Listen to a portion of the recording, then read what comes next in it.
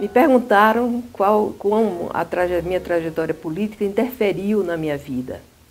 Eu digo que eu não vejo diferença entre a minha trajetória política e a minha vida, porque a minha trajetória de vida foi sempre uma trajetória política. Desde meu nascimento, eu nasci em 1943, exatamente durante a Segunda Guerra Mundial. Quer dizer, isso daí eu acho que marcou muito a minha vida, porque vários fatos que ocorreram depois são ligados a essa data de nascimento, quer dizer, nascer durante a Segunda Guerra Mundial. Eu nasci no Brasil, numa cidade do interior do Nordeste, mas era uma cidade que tinha uma atuação política grande. Tinha duas famílias importantes e as duas famílias tinham divergências políticas entre si e eu era de uma das famílias. E por isso que desde cedo eu acompanhei meus pais, meus tios, meus familiares, procurando fazer política e fazendo política, exatamente como era feita naquela época, né? Mas que criou em mim assim, uma vontade de ser uma política. Eu não sabia exatamente o que queria ser com isso, ser política. Não era, eu tinha algumas divergências com a forma como eles atuavam como centro político, pagando os votos. Isso me deixava, por exemplo, muito triste. Como é que eles pagam para o cara votar e o voto não é livre? Quer dizer, começou a criar em mim algumas questões que mais tarde foram muito importantes na minha vida também. Uma delas foi quando eu comecei a ler, e comecei a ler mais, e que eu ouvia falar que o Brasil era um país subdesenvolvido. Eu era criança ainda, então aquela palavra subdesenvolvido pareceu para mim uma coisa assim, o Brasil é um país subdesenvolvido, deve ser um país grande, assim. Mas aí fui procurar o que era subdesenvolvido, não era.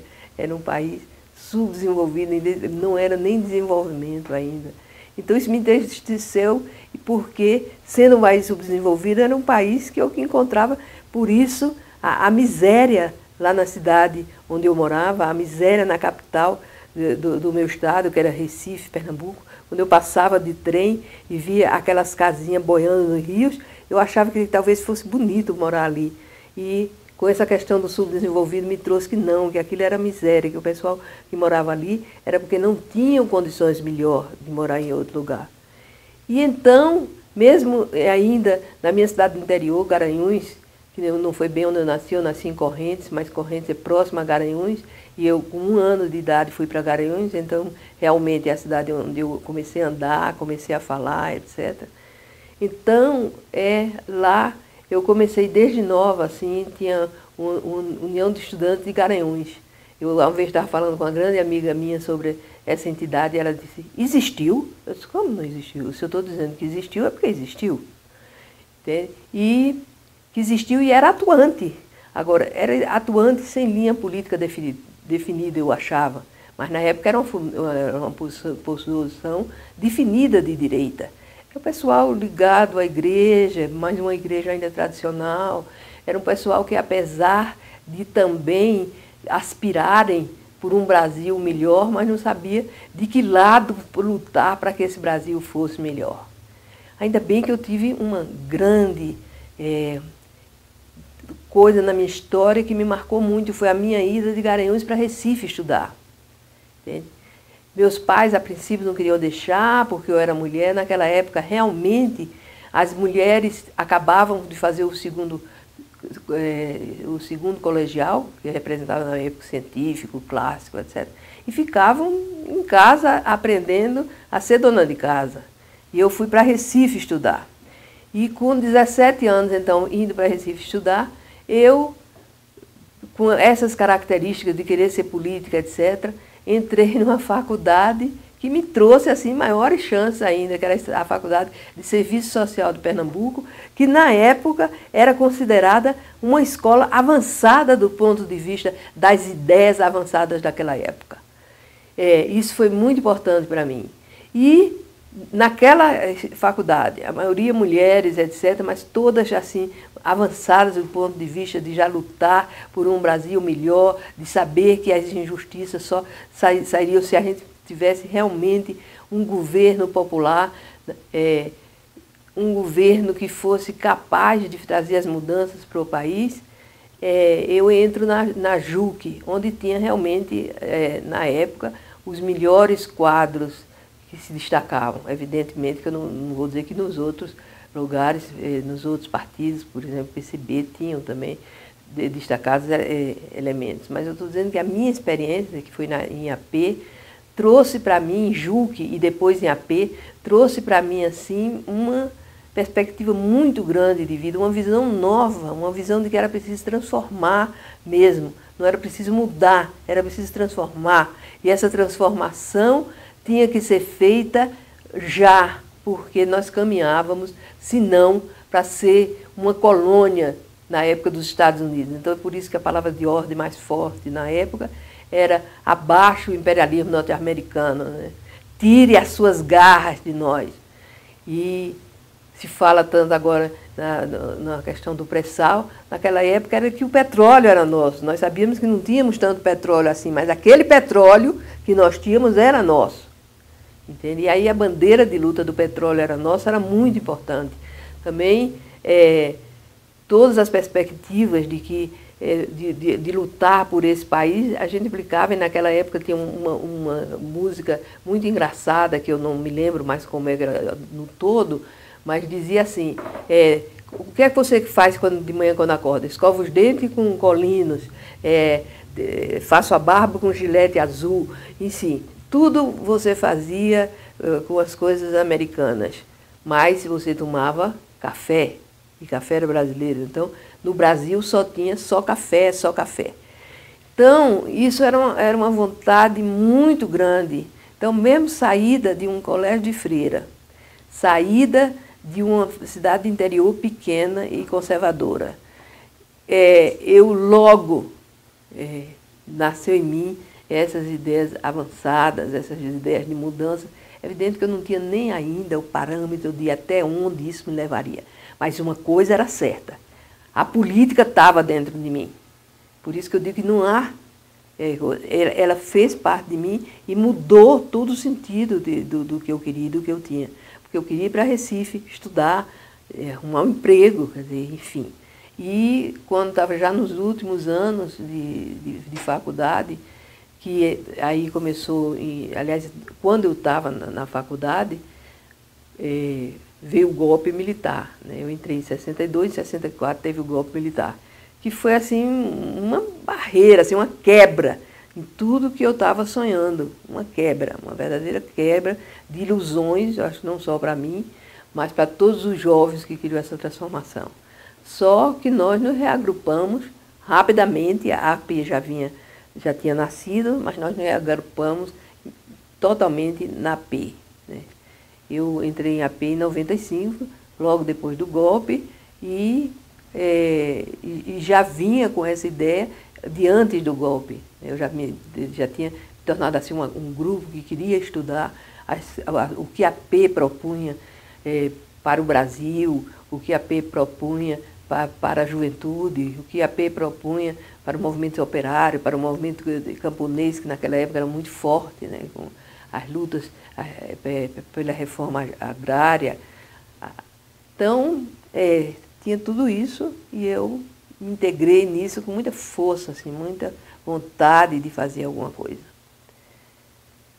Até que quando eu terminei meu curso, eu já estava integrada na AP, como eu falei, e terminado o curso, eu estava sem muita perspectiva do que fazer, etc.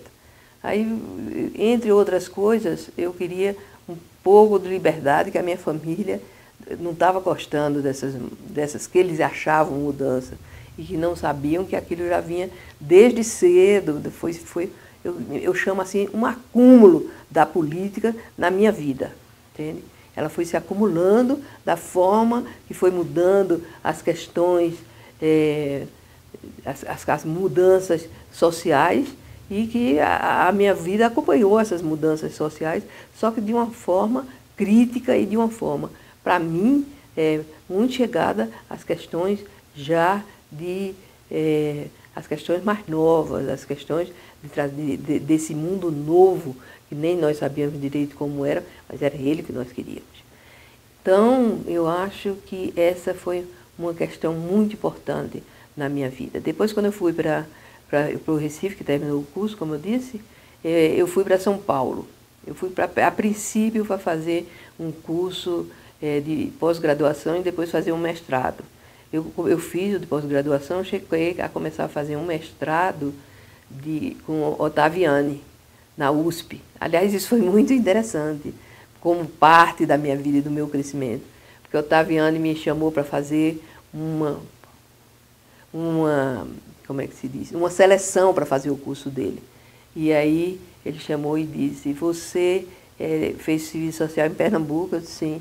Aí ele disse, olha, serviço social, e numa cidade do Nordeste, para fazer o meu curso, aí eu disse, então o seu curso realmente deve pegar pessoas fantásticas, o melhor que existe na Universidade Brasileira. Então o senhor não está querendo formar quadros, como o senhor disse, para atuar no Brasil de forma... Porque senão o senhor pegaria as pessoas que estão interessadas nisso. E eu estou interessada nisso.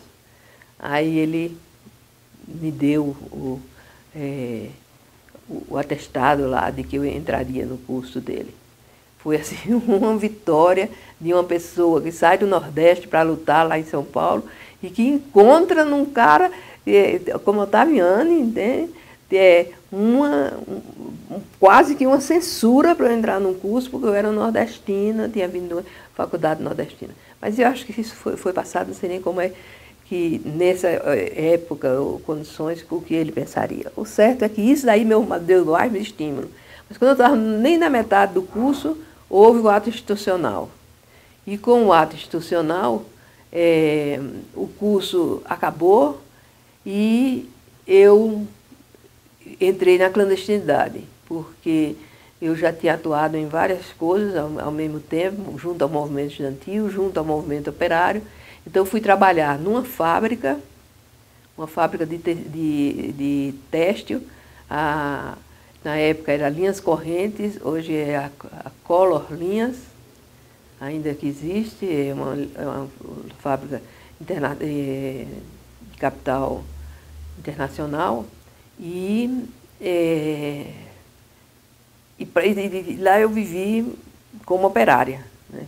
Aí desse ano eu já passei para ser operária lá em São Paulo.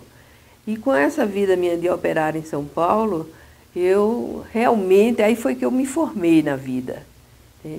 Porque eu participei da vida operária. Eu não acho que era uma posição que a AP tinha na época de que todas as pessoas deveriam ir trabalhar no campo ou junto à classe operária para adquirir a ideologia. Acho que isso aí não foi um erro que a AP cometeu, que já fez autocrítica. Mas para aquelas pessoas que desejavam essa mudança e que foram e chegaram e ficaram bem, sem maiores traumas, foi uma coisa muito boa, entendeu? Quer dizer, conhecemos de perto a classe operária. Eu participei de uma greve, como direção dessa greve de operários. Uma das fábricas, inclusive, fechou. Eles disseram que foi por causa da greve, por minha causa, etc. E trouxe muitos ensinamentos de vida,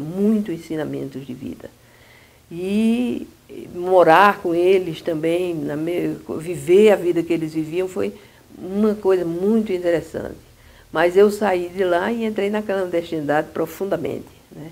Então eu comecei a fazer só trabalho de direção da AP, na mais completa clandestinidade, sem poucos contatos com a família. Mudei de nome, mudei totalmente assim, a minha vida para outra vida. E sem nenhum trauma. Agora, sabendo perfeitamente que eu estava lá não como para ser uma dirigente do movimento operário também, mas para ser com eles, dirigente, aprender com eles e não trazer a minha ideologia teórica e colocar como se fosse eu a ensinar eles a fazer uma revolução que era deles, né? Bom, mas que hoje é um fato que eu acho assim muito bom, foi esse momento que eu vivi. Depois eu saindo de São Paulo, porque eu estava muito procurada em São Paulo, então, e já com a entrada de AP no PCdoB, eu inclusive tenho um destaque aí a fazer, quando eu estava no movimento operário, nós começamos a ter contato com o PCdoB. E o PCdoB, na época eu me sentia assim muito honrado, porque a gente já tinha descoberto que o PCdoB, para nós, era o partido, não era um partido já formado, mas que era um partido, e que não tinha por que a AP ficar querendo construir uma coisa que já estava construída, que a AP devia entrar e solidificar e fazer crescer o PCdoB, e não ficar na borda querendo criar uma outra coisa. Então, eu comecei a ter contato com o pessoal do PCdoB e o PCdoB me convidou a entrar para o PCdoB. Eu pensei muito e aí eu falei com eles que eu achava que eu não devia entrar sozinha, porque muitas pessoas que eram de AP, com certeza poderiam entrar com mais tranquilidade junto comigo. A gente tinha militado junto, a gente tinha passado por bons momentos e maus momentos, tinha corrido, tinha se escondido, tinha mudado de casa, às vezes dormindo uma noite em cada casa, ou seja, tínhamos feito muita agitação, nós fizemos agitações, inclusive nos momentos mais difíceis assim da luta, mas soubemos fazer. Tínhamos já a guerrilha do Araguaia, que era para nós uma grande força, então eu tinha certeza de que era no partido que nós devíamos entrar. Mas eu que achava que ainda devia permanecer em AP enquanto fosse necessário. E eu entrei em AP no PCdoB em 72, junto com todos os companheiros, né, que optaram pelo PCdoB, inclusive com a direção do PCdoB, a direção nacional. Então, aí daí eu comecei a militar no PCdoB, fui para uma cidade do interior da Bahia, Jiquié, onde não ia para lá, lá eu ia criar uma história de vida, para depois ir para uma cidade menor, onde lá nós poderíamos fazer uma nova localização da guerra de guerrilha, para que eles não a polícia, a ditadura militar, etc., não provocasse com a guerrilha do Araguaia num único ponto, num único foco, para poder assim acabar com ela. Se tivesse mais guerrilhas camponesas variadas e que a luta na cidade se estendesse, era mais fácil, né? Mas infelizmente isso não ocorreu, e depois que houve a chacina da Lapa, todos nós, alguns ficaram desarticulados e nós tínhamos ficado desarticulados, minha família ficou desarticulada, eu, meu ex-marido e meus 2 filhos, e resolvemos voltar para... E ficamos perdidos um tempo do partido. E foi durante essa época que começou a haver a luta pela anistia, né? Por uma anistia maior, etc., contra esses atos porque a violência com que eles mataram os militantes do PCdoB, na chamada... esqueci o nome. Na chamada da Papa. Foi uma atrocidade assim e outras atrocidades, né? Outras matanças, mataram inclusive pessoas destacadas, Marighella, enfim, muitos. Então, isso aí começou a trazer, não só no país, mas como fora do país, uma luta, né, que depois se transformou na luta pela anistia. Apareceu o livro Brasil, Tortura Nunca Mais, feita por vários militantes que tinham sido torturados. E nós começamos, então, a criar uma grande movimentação exigindo a anistia irrestrita e já, né, para que todas as pessoas que tivessem sido torturadas, que tivessem sido ameaçadas, que tivessem não podido nem lutar, nem fazer nada para que esse estado de coisa fosse modificado, tivesse condições de voltar de outros países, enfim, de ter uma vida livre os que estavam aqui. Na minha vida, por exemplo, a anistia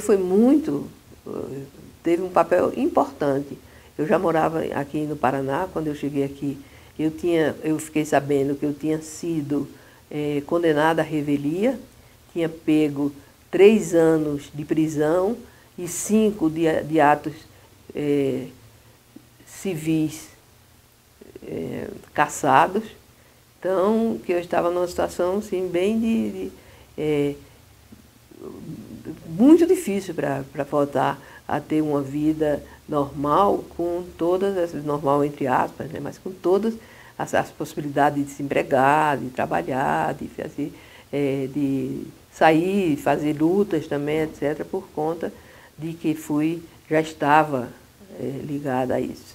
Pouco tempo depois da anistia ser colocada, eu fui anistiada política, dessas questões de prisão, de direitos civis cassados, e logo depois fui também anistiada trabalhista, porque a anistia que foi verificado que durante 9 anos, 7 meses e 11 dias eu não tinha podido trabalhar.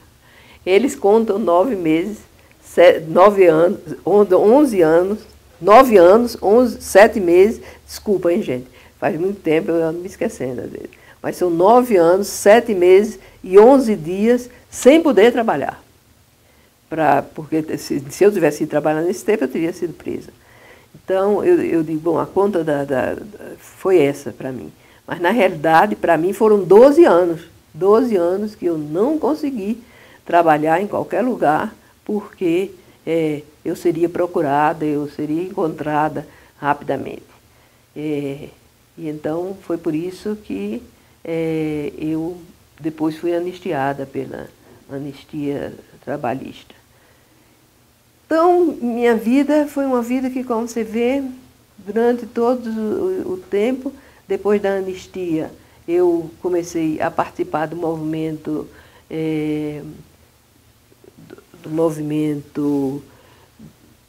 de lutas, principalmente no movimento sindicalista. Eu fui, apesar de não ser um movimento sindicalista, mas tem ligações, que é um movimento de classe. Eu fui presidente do Conselho Federal de Serviço Social, depois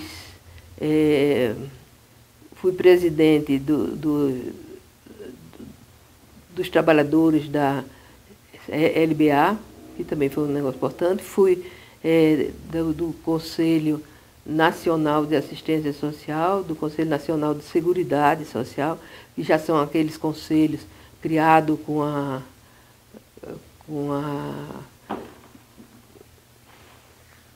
Nossa, está me falhando algumas coisas. Criado com a Constituição, né, os conselhos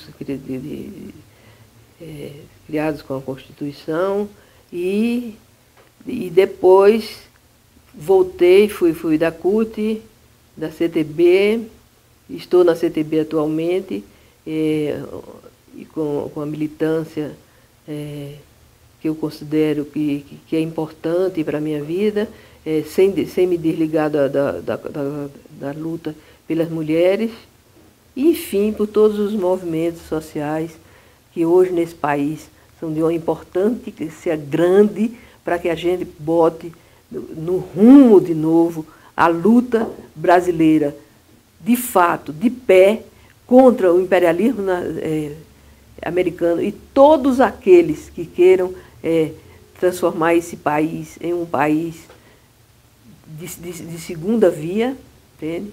É um país democrático, é um país que tende a crescer, evidentemente que ainda precisa de muita coisa para que dele seja um país grande, mas algumas coisas já estão sendo feitas na questão do petróleo. Acho que a educação e a saúde vai ter muita coisa com relação a essa questão do petróleo. Acho que a indústria precisa crescer mais. Acho tudo aquilo que os brasileiros estão querendo e falando nas ruas. Só que eu acho que com relação a essa questão nas ruas, nós, enquanto brasileiros, devemos reforçar essa luta na rua, mas ao mesmo tempo temos um viés de que é vandalismo, entende? Não é luta, vandalismo. Tem outras vias e que nós devemos nos colocarmos, principalmente os militantes mais antigos, os militantes que não querem voltar a terem tortura neste país, devem voltar à luta, devem participar da luta junto ao jovem,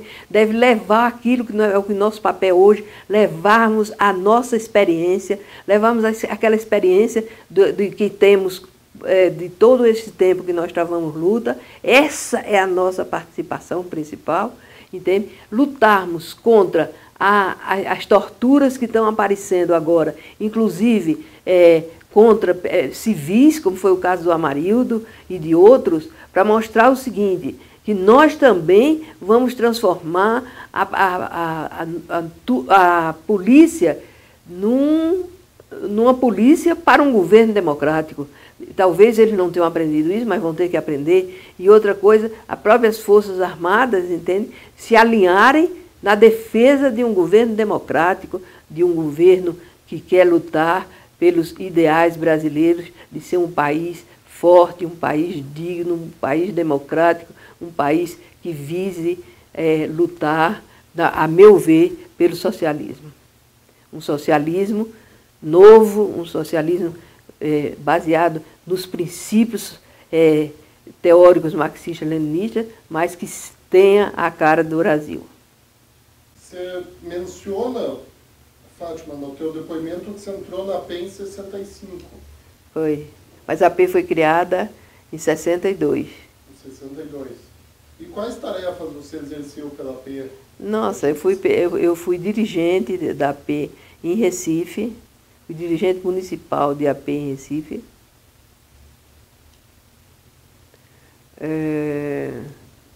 Em São Paulo, eu fui dirigente também de São Paulo.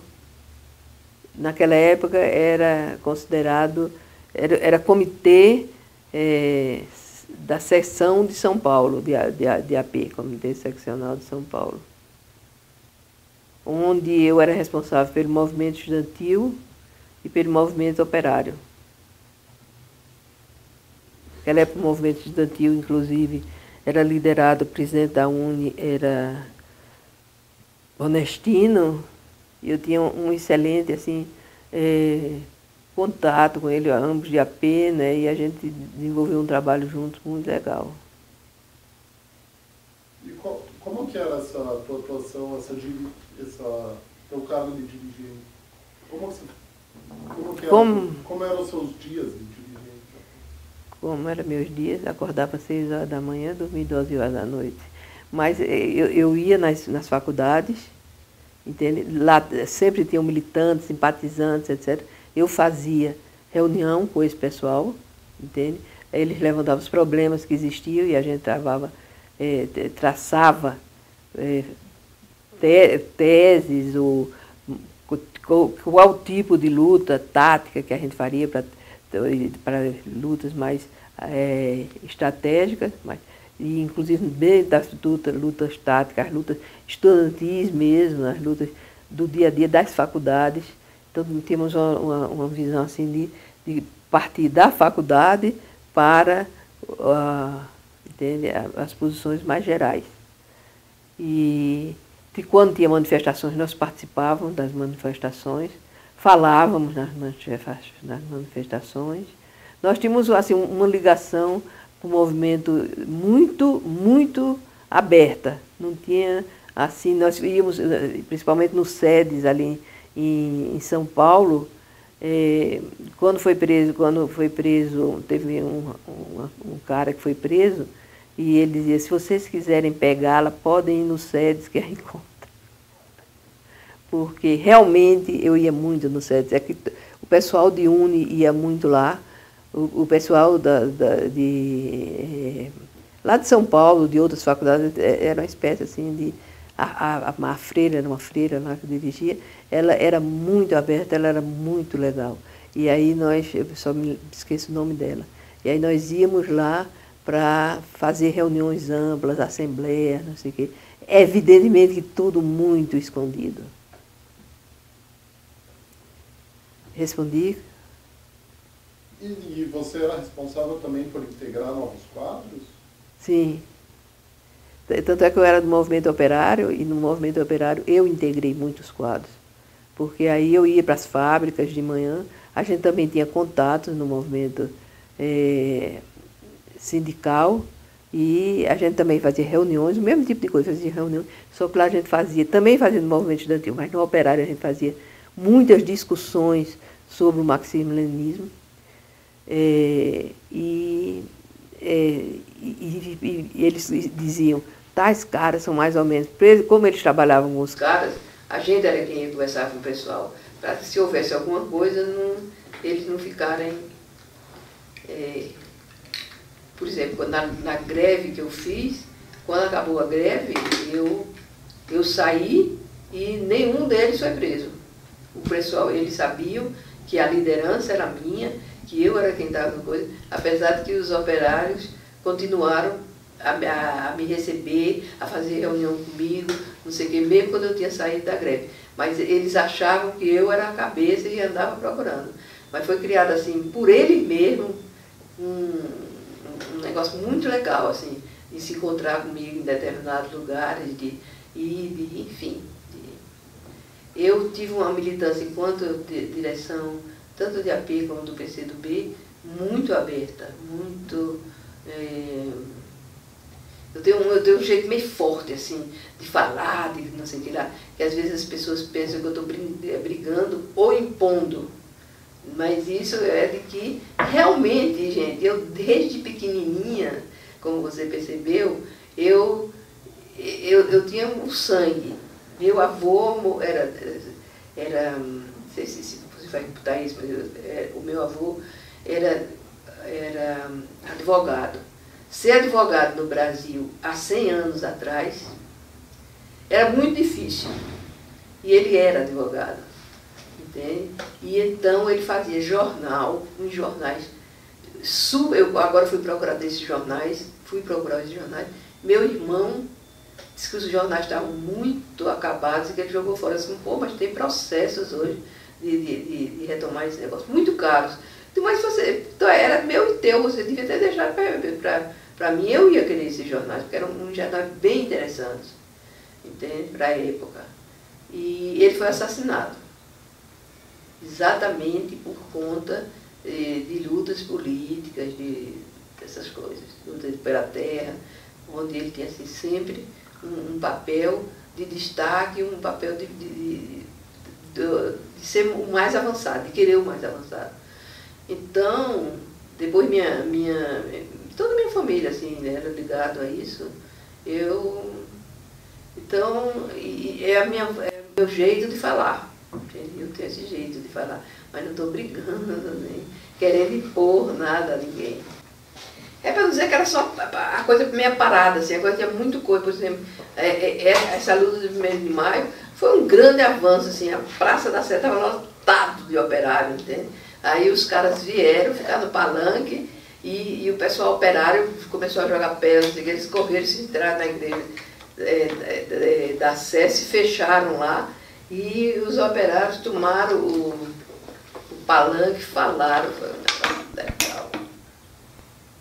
Você não entrou muito em detalhe, Fátima, de como que foi essa tua integração junto à classe operária, que era a estratégia da AP de deslocar os quadros para se integrar. Como que foi esse teu cotidiano, como foi esse momento da tua vida, ser proletária, né? Olha, já posso falar? Pode falar. foi muito importante. Eu inclusive, no começo, resisti. E resisti exatamente por isso, porque eu achava que não era indo ser operária que eu ia conseguir adquirir uma formação proletária, que eu ia adquirir a importância, que eu ia ver a importância da teoria marxista-leninista, da teoria proletária, mas depois que eu me integrei na profissão, na produção, né, que eu fui trabalhar numa fábrica, que senti a exploração mais de perto, eu realmente reconheci que há um importante peso nessa. Eu não sei se todo mundo mas eu sou capaz assim de sentir na pele, na própria pele minha, quando eu vejo trabalhos feitos de forma, hoje ainda, trabalho semi-escravo, etc. Eu estive agora em Pernambuco e eu fui lá para alguns lugares de fazendas, não sei o quê. Não mudou a questão do trabalho quase escravo, eu não direi que era escravo, mas quase escravo, o cara trabalha de não sei que horas a não sei que horas, ganha pouquíssimo, entende? Quer dizer, o dono da terra é o dono da terra e os caras não têm terra para trabalhar e eles vivem... E isso eu acho que eu ganhei, adquiri, não é ganhei, adquiri, mas que foi um ganho bom, entende? Eu senti isso meio na pele, assim, meio sem precisar de muitas teorias, de pensar muito no que era aquilo. Claro que com a teoria ajuda muito, né? Ajuda bastante a você avaliar o peso da terra, a mais-valia, tudo. Então, eu acho que, para mim, é uma questão muito importante. Eu não vou dizer que agora a gente vai cair na mesma coisa e mandar todo mundo ir trabalhar no campo ou na cidade, junto aos operários camponeses. Mas que o pessoal que não vá para o campo, não vá se estabelecer lá e nem vá ser operário, mas procure conhecer, procure ver as experiências desse povo, ouvi-los é uma coisa muito importante, que às vezes a gente tem assim, eles vêm e a gente fala e eles ouvem, entende? Não, eu acho que eles falam e nós ouvimos, e aí sim, a gente pode contribuir com a questão, talvez, da teoria, se bem que hoje em dia eu acho que a melhor coisa é formar os companheiros, os camaradas operários, camponeses, para que eles mesmos possam expandir a teoria. Claro que terá os teóricos, aqueles que são mais capazes de elaboração, devem continuar, como em todo mundo acontece, mas que esse pessoal tenha condições. Mas a minha integração, eu considero, tanto é que tem gente que acha assim que foi um negócio, que foi muito frustrante, muito isso, muito aquilo, não. Eu acho que foi muito bom. Até viver lá na Bahia com um pessoal assim, não eram camponeses mesmo, mas eram classe quase camponês, pessoal que vivia da terra, de pequenas propriedades, que eram professores do pessoal do campo. Enfim, esse pessoal era um pessoal muito bom de você conviver. Eles tinham assim, uma pureza, um sentimento com relação ao que esse pessoal sofria e passava, e o que eles também sofriam e passavam, muito grande, sem chegar a esse extremismo de gritos e urras, mas a um sentimento de revolta normal pela vida que eles viviam, sabe? Você conseguia fazer um trabalho político junto com a tua integração? Ah, sim, mas eu acho que não deve ter integração sem trabalho político, é a mesma coisa, é outra coisa.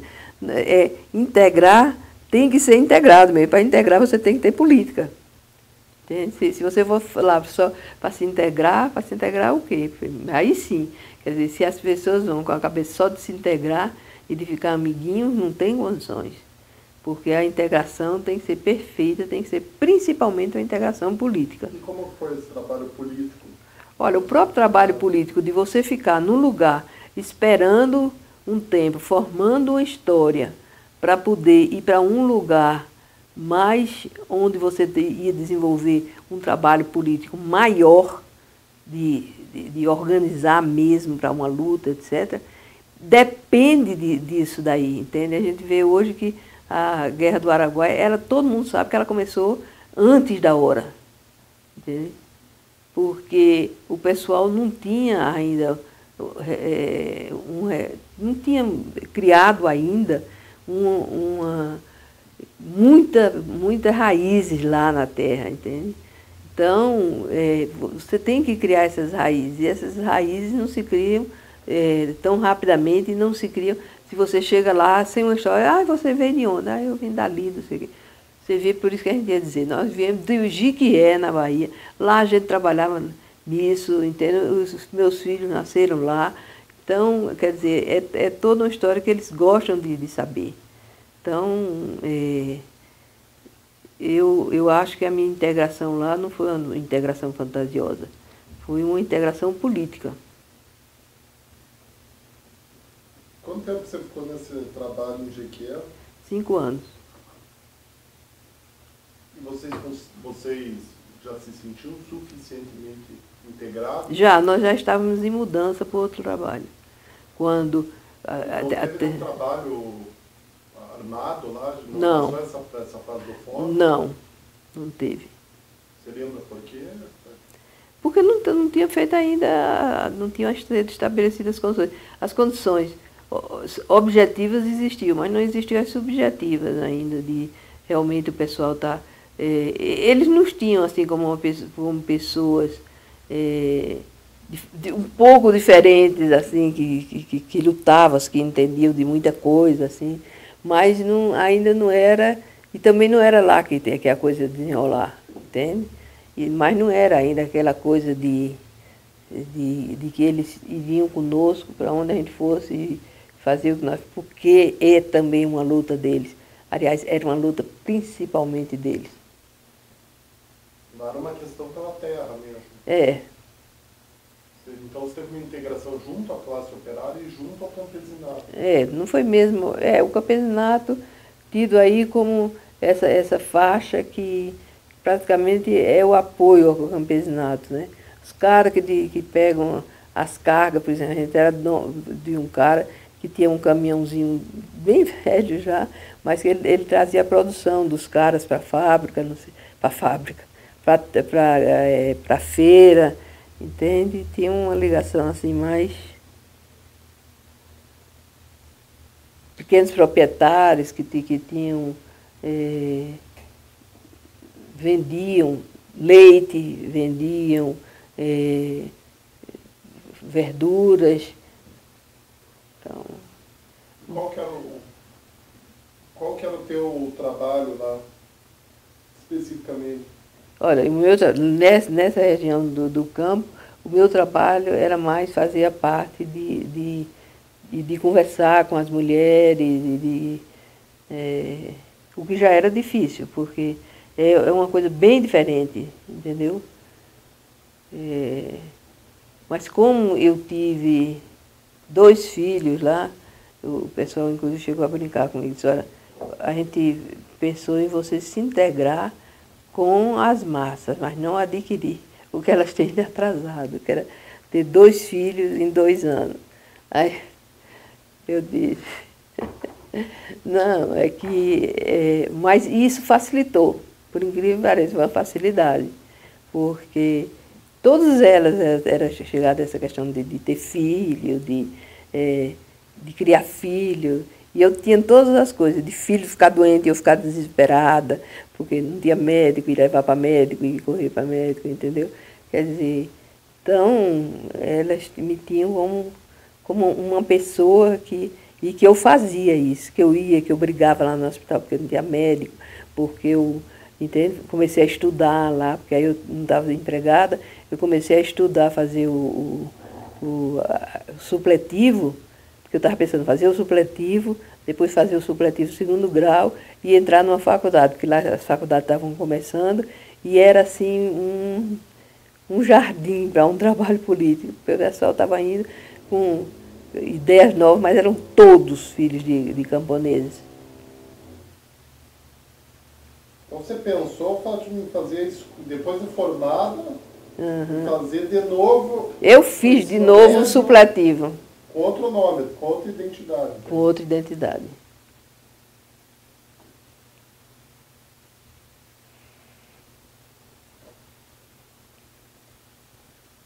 E onde que ficava... Você se sentia em alguns momentos, somente lá quando você estava integrada junto à classe operária mesmo, às vezes você se sentia sufocada, assim, uma questão da tua subjetividade, e o tempo todo ter que prestar a tarefa? Não. A revolução era... Não tinha. Não tinha porque isso fazia parte da minha vida, como eu falei. Em nenhum momento deixou de fazer parte, ou eu fazia porque estava fazendo uma outra coisa. Não, eu fazia porque aquilo era a minha vida, era o que eu pensava, era o que eu achava. O que eu incorporei mesmo, assim, a luta. E foi um processo, como eu falei, por isso que eu digo que eu não consigo diferenciar as duas coisas. Se eu conseguisse, se eu tivesse conseguido, eu não sei se eu teria ficado. Porque não é mole, entendeu? Não é mole você deixar uma classe média e ir para a classe operária. E muito menos ir para o campo, para áreas de coisa. Você morar, por exemplo, num bairro que eu morava, que era um bairro bem pobrezinho, não tinha as menores condições de higiene, e eu queria ferver, quando eu tive meus filhos, ferver as mamadeiras e as chupetas. E quase 3 em 3 meses eles tinham problemas de intestino, infecção intestinal. Aí minhas vizinhas diziam, sabe por que é isso? Porque você ferve as mamadeiras e ferve as chupetas. Eu não sei de onde tu tirasse isso, porque aqui ninguém ferve chupeta. E os filhos dela, às vezes, demoravam. Eu tive uma amiga que o filho dela era da idade da minha filha, nunca teve uma infecção intestinal. A minha era 3 em 3 meses, 6 meses, ela saía desesperada, correndo atrás de médico, de remédio, porque ela estava com infecção intestinal e era aquele medo de morresse, não sei o quê. E os delas não tinham isso, entende? Quer dizer, então, realmente, nessa época, não é que eu sofrisse ou pensasse em me retirar, não. Mas eu vi a responsabilidade assim minha, entende? De estar lá com 2 filhos sofrendo infecção intestinal o tempo inteiro. Eu pensei que ia morrer porque teve infecção intestinal. 6 meses, só que aí descobriram que não era infecção intestinal, era infecção da bexiga. Aí, enfim, ele terminou ficando bom. Mas era um sofrimento, entende? Eu saí vendo eles meterem o pé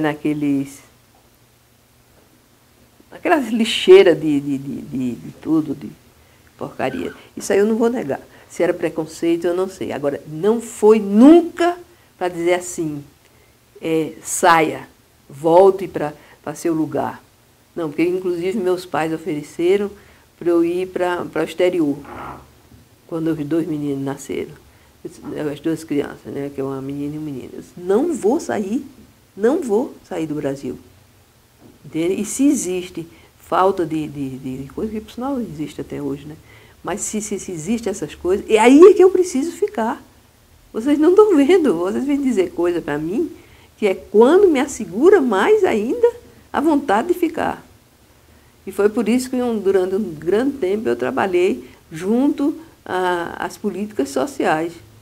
Porque não é que elas vão resolver, não, porque sem emprego, sem trabalho, sem todas essas coisas, é um punhado de coisas que tem que ser juntas, né?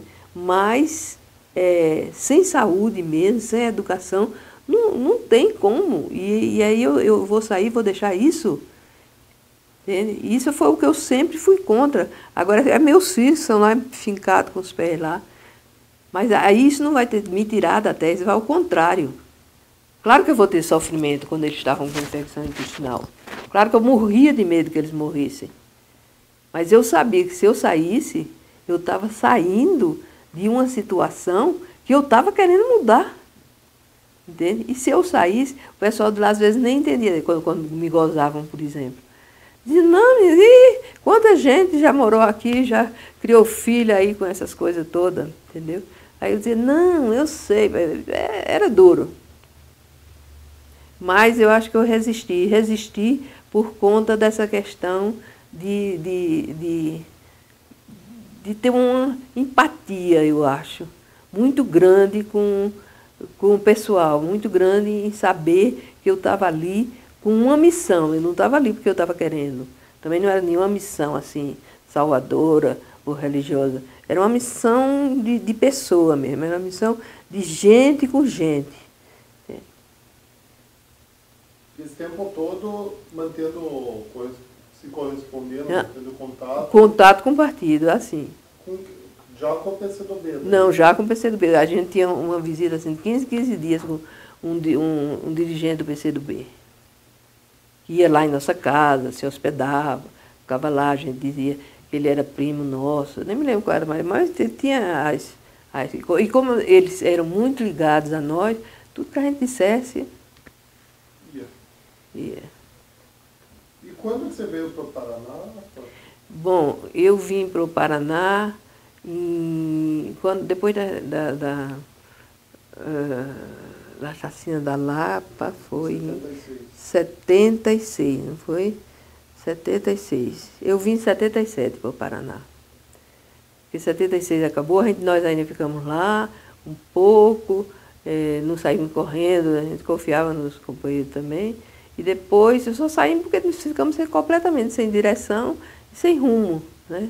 Aí fomos para a casa dos meus pais, não dos meus pais, um tio que tinha um apartamento numa praia lá distante, que ele emprestou para nós o apartamento, aí ficamos lá esperando alguma resolução do partido, aí não vinha. Meu ex-marido tinha estudado aqui no Paraná, tinha um irmão médico aqui também, ele tinha estudado medicina. Aí nós decidimos vir para cá. Aí viemos e ficamos, quer dizer, esperando que o partido nos procurasse, não procurou, sei que até que fomos procurados, mas já um tempo depois. E por que se vieram para o Paraná? Por isso, porque ele tinha família aqui no Paraná e porque ele tinha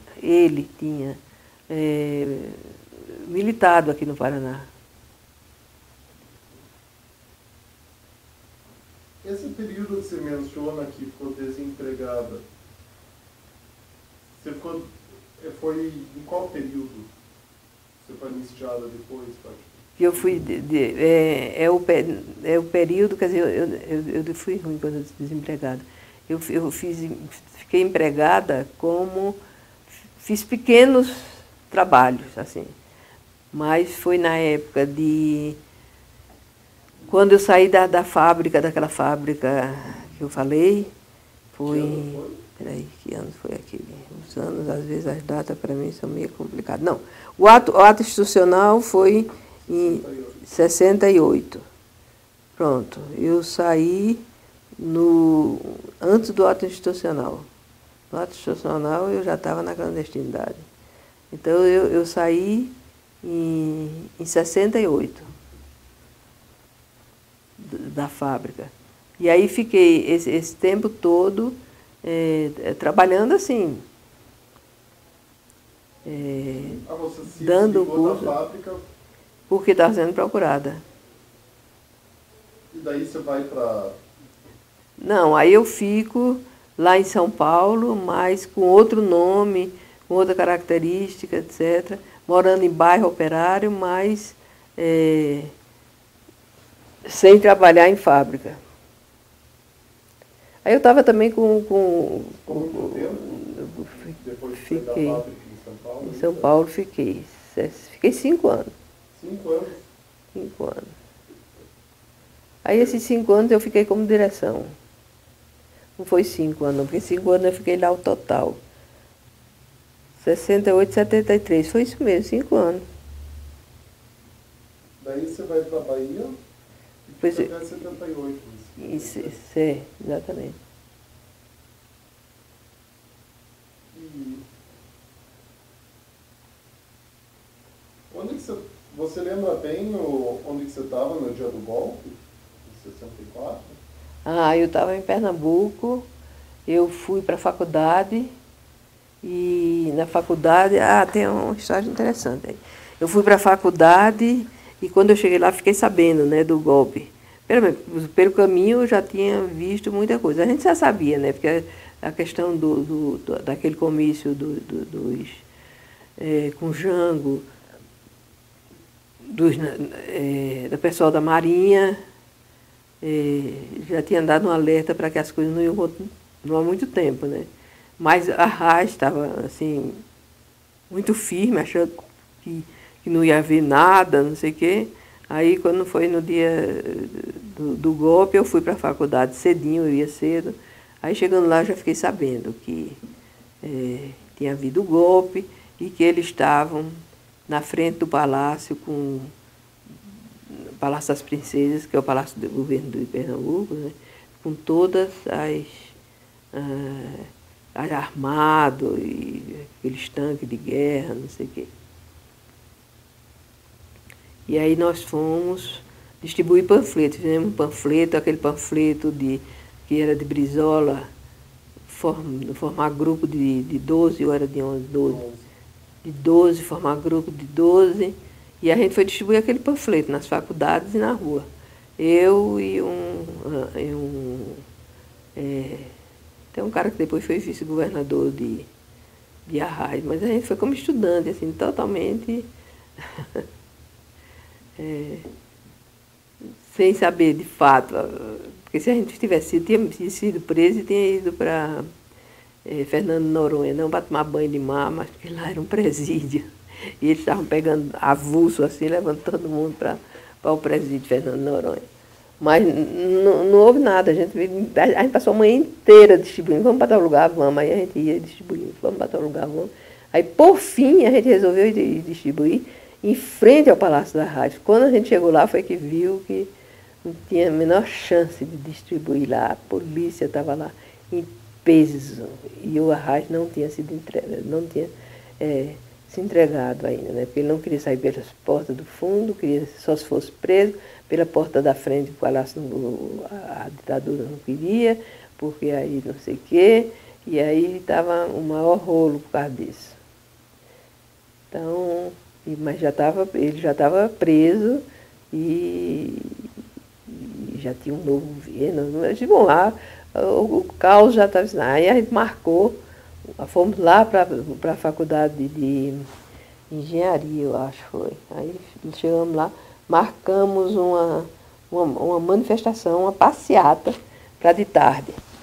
Aí quando foi de tarde, estávamos lá na passeata.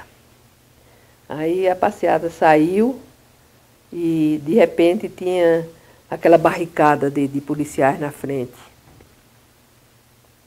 E tinha 2 meninos da juventude, bem jovens, tinha eu não me lembro se ele tinha menos de 17, eu acho que era menos de 17. E tinha outro mais velho, assim, mas eram todos 2 estudantes. Eles estavam assim com a bandeira do Brasil, porque todos nós achávamos, antes a gente achou, e aí fez uma análise. Eles vão atirar em estudante? Não, não vão. Eles não atiraram em Arraes, eles não atiraram em fulano. O Brizola ainda estava falando lá na rádio dele, a gente ligou para a rádio do Rio Grande do Sul, da Brizola. Enquanto existir brasileiros, enquanto existir idosos, e façamos um grupo de todos. Aí a gente saiu, vamos sair. Aí, aí o menino com a bradeira. Aí quando a gente viu aquele barricado, eu estava mais no meio assim, mas todo mundo deu para ver. Porque Recife é cheio de pontes. Então tem uma das pontes ali, eles estavam na frente. Aí primeiro houve aquele baque, assim, né? Pô, a polícia aqui. Aí a gente parou, mas já tinha havido outras coisas de polícia antes, quer dizer, o pessoal estava sabendo. Quando muito era eles baterem com a espada, empurrar, enfim. Aí, quando de repente a gente ouviu tiros, aí eu me lembro bem, um dirigente lá estudantil estava junto de mim. Aí eu olhei para ele, ele aí disse, gritou para o pessoal, virou-se assim e gritou, não tenham medo, é bala de festim. Quando ele falou isso, aí uma companheira gritou, não é festim não, os dois que estavam com a bandeira caíram mortos. Pronto, aí foi aquele auê, né? Gente correndo por tudo que era... E eles correndo atrás, são os pestes. Correndo atrás, dando tiro para cima. Aí foi uma verdadeira coisa. Mas realmente eles não prenderam ninguém depois que os caras estiveram mortos. Aí no outro dia teve o enterro dos caras, eles tiveram, mas eles, quer dizer, passou o enterro sem grandes rebuliços. Foram com a bandeira da UNE, da UEE, lá de Pernambuco, mas tinha pouca gente, né? Quer dizer, o pessoal estava morrendo de medo, só tinha mais o pessoal que era dirigente, que tinha mais contato com as organizações. Isso tudo no dia do golpe. No dia do golpe? Foi. No outro dia, a cidade estava morta. Não tinha nada mais. Teve, se não me engano, porque eu não fui, não tinha ônibus. Eu morava em Olinda, que era muito longe, e os ônibus de Olinda, que não era ônibus, era lotação ainda, não pararam. Né? Foi dia feriado, ele foi quando eles colocaram o dia 31, o dia 1 como feriado, não sei. Eu sei que parou e eu não tive condições de ir ao enterro. Mas uma amiga minha que foi, telefonou para mim dizendo que tinha muito pouca gente, que as famílias estavam, assim, claro, destruídas, etc, etc. E que não houve condições de fazer grandes movimentos, não, porque as famílias estavam querendo enterrar os filhos. E, por favor, não... E foram, assim, a polícia foi acompanhando mais ou menos os enterros. Mas houve esse rebuliço total, penso que a gente ficou bem achando que... E o Arraes também mandou que o pessoal não lutasse contra porque ia só ser um massacre de sangue. Porque Julião falou para o Arraes que se ele queria que botasse gente, camponês, se botar camponês desarmado, vocês querem o quê? Um massacre? Eu disse, não quero isso não. Como você viu o governo do Jânio, Fátima? Olha, eu estava entrando, era muito jovem ainda, mas eu achava que era um governo que tinha perspectivas de avançar, que era muito melhor do que uma ditadura militar, que só ele fazer uma eleição direta como ele vinha se propondo. Agora, ele tinha muitos problemas, né? Ele tinha problema com a Arraes, ele tinha problema com outros governadores, ele era muito ligado ao Brizola, que naquela época era muito doidão, né? Queria... Então, ele não era um governo assim, mas era um governo democrático, era um governo que fez ligações com a China, quer dizer, enfim, ele era um cara bem, para a época dele, bom, eu acho. E eu acho que ele foi assassinado, mesmo, por sinal, já provaram que sim ou que não? Claro que sim. O quê? Quem quer ver o óbvio sabe que sim. Sim, como eu acho que como é o nome dele? O JK também foi. Aquele do JK, inclusive, é que no coisa, tinha um ferro aqui no cara que estava dirigindo o carro. Como é que ele podia dirigir um carro com a cabeça enfiada um ferro, coisa parecida? E o AI-5 te marcou? Te marcou de alguma forma na tua vida? Não, eu já estava muito envolvida quando o ato 5.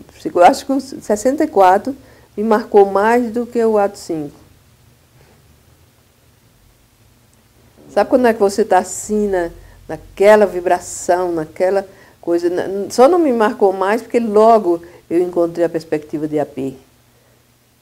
De voltar a lutar, de não sei o quê, de ter saídas, sim. A questão de Cuba, né, que estava dando certo, que todo mundo dizia que não durava 1 ano, 2 anos, e aí estava dando certo. E você mencionou a greve de 68? Você mencionou agora há pouco uma greve grande? Não foi uma greve dos testes. Não foi muito grande, não. Foi um teste de onde eu trabalhava e da vizinha. Mais vizinha, inclusive, que é porque sofriam muito. Agora, nas outras greves, nós participamos bastante. Participou das greves de 68? De 68 do movimento operário? Sim. Sim, com certeza. Qual que é a tua visão aqui? Tua experiência, como foi? Olha, minha experiência foi muito boa com aquela greve lá. Você está falando da greve, que realmente para a data eu sou péssima. A greve do Ibrahim, de Osasco. Sim. Pois é, essa greve foi ótima. Inclusive, nós tínhamos um comitê grande de apoio à greve, e eu era responsável, uma das responsáveis por esse comitê. E nós conseguimos muito tempo manter aquela greve e arregimentar, como chamam às vezes, né, de operários bons daquela greve. Foi uma greve de sucesso. E a repressão? Grande, muito grande. Mas naquela época não tinha repressão, que depois, né, não tinha aquela repressão aberta, que, por exemplo, a própria greve do ABC já teve, né? A greve do Lula. E a tua história, pelo PCdoB, quais tarefas, você recebia tarefas lá na Bahia? Recebia. Quais tarefas? Não, mas eram as tarefas mesmo, assim, de conhecer o pessoal, de conhecer esse lugar que nós íamos. Nós fomos várias vezes lá conhecer, entende? Quer dizer, e a tarefa era essa, era a gente se integrar com o povo. Estou dizendo que desde mandaram dizer, olha, a gente disse que era para se integrar com a massa, mas não com as ideias atrasadas, nunca vou me esquecer disso, não com as ideias atrasadas da massa. Quer dizer, não é ter ideia atrasada da massa, não, é também era coincidência. Isso o período que marcou, a tua vida na clandestinidade deixou alguma sequela, alguma marca? Não, deixou sequela nem marcas, não. A minha vida na coisa foi uma vida como se tivesse sido aquilo ali, tivesse sido parte da minha vida mesmo. Eu não olho para trás assim e não penso outra vida. Eu teria que ser aquela mesmo. Fátima sem aquilo não seria Fátima. Agora, em compensação, é o seguinte. Eu não teria mais, como é que se diz, energia para fazer tudo aquilo de novo. Coragem, sim, energia, não. Porque é duro. É muito duro. Você ficar com fome, às vezes, sem ter onde dormir. Eu passei fases assim, que não tinha onde dormir. Aí eu dormia assim, pegava um ônibus, isso quando tinha dinheiro, né? Pegava um ônibus para o interior, fazia as contas, quanto tempo esse ônibus demora, da ida e da volta. Aí ia e voltava no ônibus para poder ter onde dormir, no ônibus. Porque ficar lá em São Paulo eu não tinha condições de ficar, nem tinha onde dormir. Então, ir com fome, passando fome, não sei o quê, era muito, muito dura. E isso por escolha. Porque o pessoal, não, mas muita gente, tá, o meu foi uma escolha, pô, eu podia ter tido outra vida, foi escolha minha, eu quis fazer assim. Minha mãe era que não entendia. Ela sempre esteve junto de mim. Quando ela podia e quando eu podia, ela vinha me ver, não sei o que, a gente criava os móveis. Ela já estava assim, acostumadíssima a criar, como é que se diz, esquemas para me encontrar. Ela ia lá para São Paulo e quando eu via, a minha prima chegava para mim com os esquemas que ela montava. Eu digo, meu Deus, eu vou chamar ela para ser estrategista do partido. Mas sempre, quando chegava, a primeira coisa era, como é que você aguenta essa vida? Nunca ir para o exterior, não. Não. Mas você não precisa nem ir para a França, basta ir ali para a Argentina. Piorou. Aí quando eu vou mesmo. E foi fácil mudar de identidades? Como foi mudar de identidade, Fátima? Como foi mudar de identidade? Um novo nome, uma nova vida? Foi, a gente chegou lá em Jiquié, fomos para uma outra cidade perto, dissemos que não tínhamos certidão de nascimento. Naquela época era comum isso. Pessoas da nossa idade não ter nascimento. Mas a questão do vocabulário também, você passou por uma faculdade, você não tinha que disfarçar teu vocabulário? Como que era todas essas questões? Você não tinha medo de encontrar alguém que te conhecesse, te chamasse por outro nome? Como foi esse processo? O medo de ter outra pessoa que me chamasse não tinha, não. Porque a gente estava muito longe, assim, muito fora quer dizer, corria, mas era difícil, né? Agora, a fala, depois de um mês, 2, você está falando quase igual a eles. Porque você procura ouvir, procura não sei o que lá. De vez em quando saíam umas palavras assim, que eram... Como de vez em quando eu me sinto falar assim, palavras que eu aprendi lá na Bahia, nem me lembrava mais. Mesmo em Pernambuco, quando eu nasci, de vez em quando sai cada palavra que eu digo, meu Deus do céu, eu não estava enterrada em que catacumba. Porque eu não me lembrava de ter falado, fazia tempo que eu não falava. Então, lá era a mesma coisa. Aí, às vezes, eu falava, e um dos motivos também que eu fui fazer o supletivo foi por isso também. E aí o pessoal me tinha, tanto é que eu tinha ido para Recife correndo, porque parecia que tinham caído algumas pessoas, não sei o quê, mas não foi, aí eu voltei depois. Aí a menina disse, mas todo mundo lá no supletivo está querendo a tua volta, porque diz que você pega as coisas com facilidade. Aí disse que tem uma professora lá que o pessoal foi reclamar, disse, mas olha, eu olho para aquela branquinha, a branquinha estava fazendo tudo, eu penso que todo mundo tá acompanhando. Eu digo, meu Deus, eu tenho que me controlar e fazer as coisas mais fáceis. Mas o pessoal tem dúvida. Não, a branquinha não tem dúvida. Nossa, agora eu vou ter dúvida mesmo. E algumas professoras me falaram, não faça supletivo, 2º grau, não. Faça, como é que se diz? Ou que você passa em qualquer faculdade. Eu digo, é mesmo, será? É. Deixa uma palavra final sobre toda a tua trajetória. Uma palavra seria muito pouco. Umas boas frases. Olha, eu já disse aqui, mas eu queria retomar. É o seguinte, eu acho que você perguntou se em algum momento, né, a vida tinha sido assim mais difícil ou qualquer coisa. Eu acho que não. Agora, uma coisa que às vezes eu fico pensando é se essa minha vida vai valer de exemplo para alguém.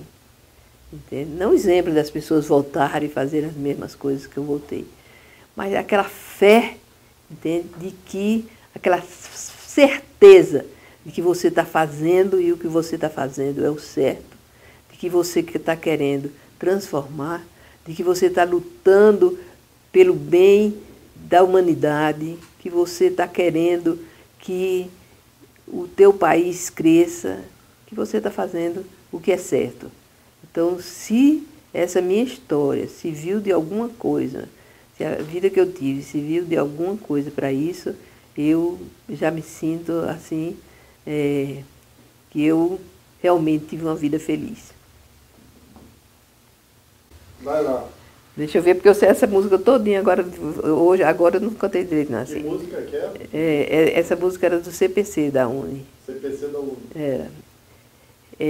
Nesta rua tem um posto que se chama Posto Esso. Dentro dele tem um gringo que é o dono da Aliança pro Progresso. Que naquela época era muito marcada a questão da Aliança pro Progresso. Eu me lembro que lá em Garanhuns, uma vez eles jogaram um monte de caixa de queijo. Mas sabe que o queijo era bom? E eu comi o queijo, aí depois o pessoal disse, aquele queijo para as mulheres, era para as mulheres não poderem ter mais filho. Eu tinha assim uns 12 anos, mas eu fiquei louca, aperreada. Meu Deus, será que eu não vou ter mais filho?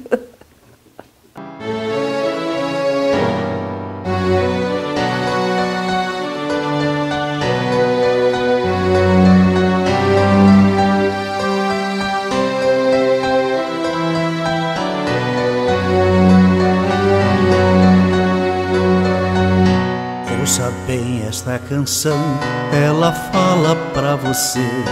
Ela fala de um tempo que ninguém pode esquecer, de um tempo em que alguns homens impuseram a tirania, muitos outros responderam com a sua rebeldia.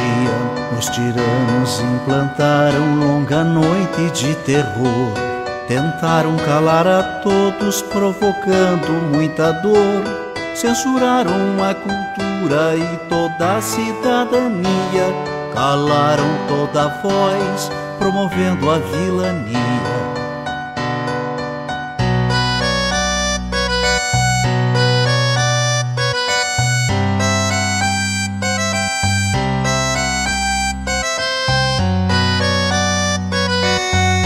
Pelas fábricas, escolas, nas ruas e construções, reagiu o nosso povo à violência dos grilhões. Resistiram estudantes, camponeses e operários, foram homens e mulheres a enfrentar os sanguinários. 3 reis, Zé e Désio, Seixas, Isis, Marighella, entregaram suas vidas pra vida ficar mais bela. Muitos outros foram mortos por lutar contra a opressão, ou desaparecidos, ou no exílio ou na prisão.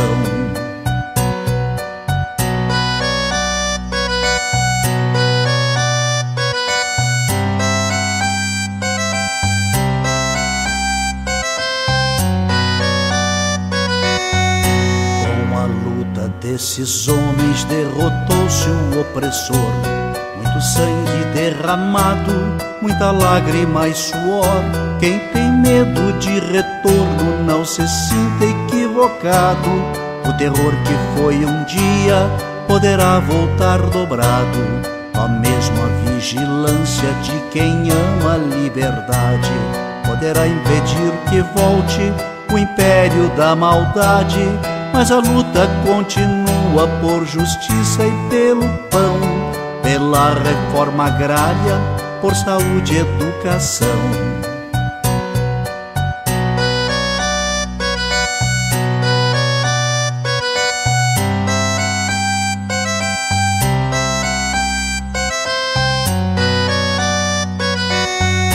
A miséria ainda se espalha, a violência é assassina, juventude sem futuro, a história nos ensina. Só unido nosso povo vencerá a exclusão, um homem tendo por outro sentimento de união.